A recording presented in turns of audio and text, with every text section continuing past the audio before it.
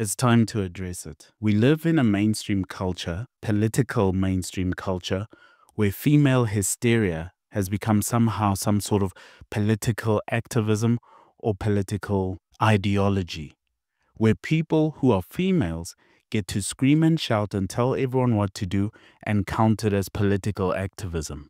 Female hysteria, hysterical females, have become a staple in political life, whether it's that Greta girl with the sun monster, or BLM, Buy Large Mansions, also known as Black Lives Matter, or the spurt of female presidents and prime ministers all over the world. Female hysteria has gone mainstream, and it's something we should avoid in South Africa, and unfortunately we have not been able to because we are caught in the gender cult. They are killing us, our kids.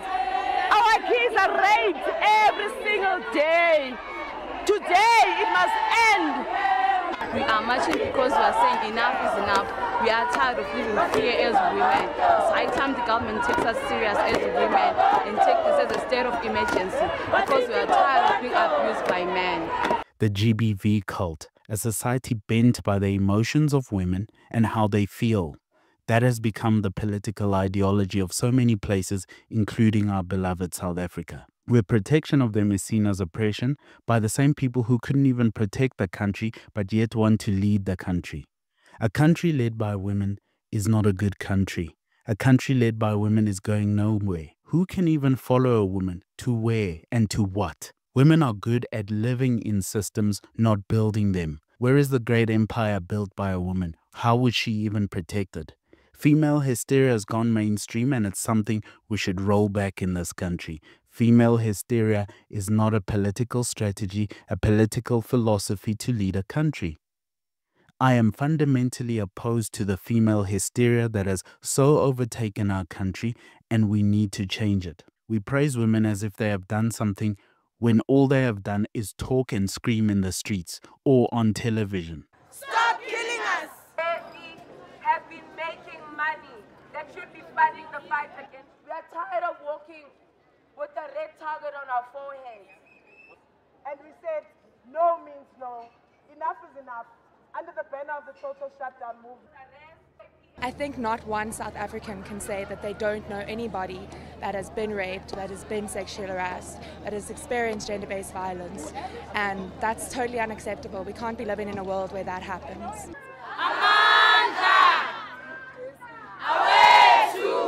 I've got a child. She's a little girl, and I cannot imagine what it would be, you know, for me as a mother to be raising a child in a country like this where nothing's being done. Women are naturally progressives, socialists by nature, emotionally driven and circular in thinking. That cannot be the leader of your country. When marching is your only strategy, you have no strategy. From Fees Must Fall to Black Lives Matter to the ministers that we have in our cabinet and to the fight against GBV, which is actually the fight against the abuse of anyone but men, we cannot be led in this way. Hysteria generates drama. That's what they want, emotionalism, and they make it about them. That is not a good philosophy to lead a country. Female hysteria propagates ideas that have no real purpose. They are dramatic. Drama in the streets or on the news, while nothing of substance is actually achieved. It is shallow ideology. It is analysis based not on truth but emotion. It is a mental illness that has gone mainstream and is now called a movement. We now have a course available for boys between the ages of 10 and 18. It's called the Men of the Bible course.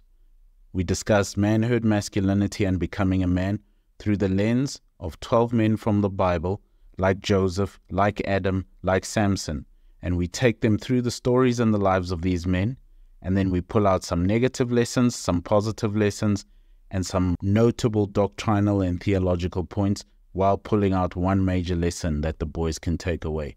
Check out this course if you know a young man between the ages of 10 and 18. The movement, filled with strange protests, strange art, nudity, loud harpy women, crying as a way to win a debate on national television, histrionic, exaggerated, and quite frankly useless. It is the politics of performance. And it is backed up by effeminate men, the most disgusting creatures in the world that you can find, simps, and male feminist. How disgusting. Men are the natural leaders of life. And women with double-barrel names who have gone to women's studies courses at university and want to take their hysterical, dramatic feelings and cause that to be a political ideology have no place in South African society or in any serious country that is serious about building a society of wonderful, flourishing, safe people. South Africa should not embrace this and should not make female hysteria a political ideology and should back away from it immediately and give it no quarter and no space. Female hysteria is not political activism, ideology, or philosophy. It is dramatic, emotionalism, and purposeless. And in the end, useless. A saying, the way to love anything is to realize that it may be lost. G.K. Chesterton. Our country should not be lost, and we should not let our women be lost in their hysteria and take it on as political ideology so that we can keep them happy. That is not the way to run a great country. I recommend we back away from this female hysteria that has become so much of the philosophy of the day and pushed by news media and the mainstream, who are also a bunch of effeminates who are led by women. The case is closed. Women do not build civilization. So how could we possibly ever let emotionalism and female hysteria do so? We now have a course on Teachable. It's for boys between the ages of 10 and 18, about 12 men from the Bible, where we teach about manhood, masculinity, and becoming a man. Check it out.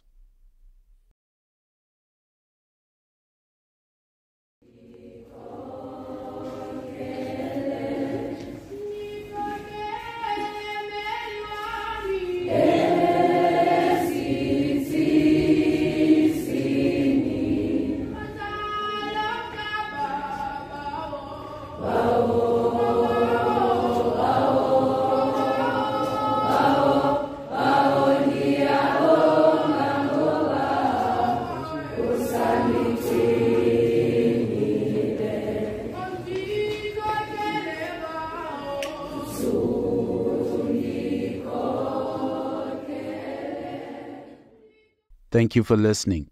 If you dare, buy us a coffee. The link is in the description.